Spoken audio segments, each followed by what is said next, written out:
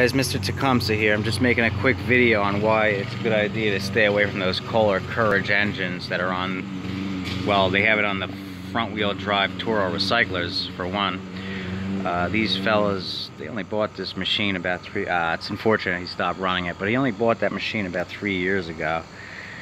And he had to clean the carburetor recently, but that's not the issue. The actual issue is the thermostat's going bad on that thing, so the choke is stuck closed or halfway closed. So as you can hear, that thing stutters and sputters, and it's like that the entire time he runs that mower to mow his lawn. It's not operating properly. I had the same issue with the Kohler I had on a mower that I picked up, and I know another individual who made a video on one just recently had the same issue. They're not a good quality engine. I would recommend staying away from them if possible. But if you do run into that problem, it's the thermostat. You have to replace the thermostat. What happens is the thermostat goes bad and it doesn't heat up, and there's a little coil spring in there, and well, it just doesn't wind up enough to open the choke.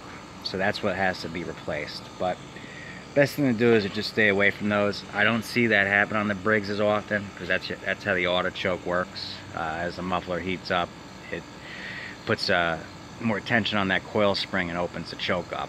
And what happens is, specifically on those motors, they go bad pretty quick.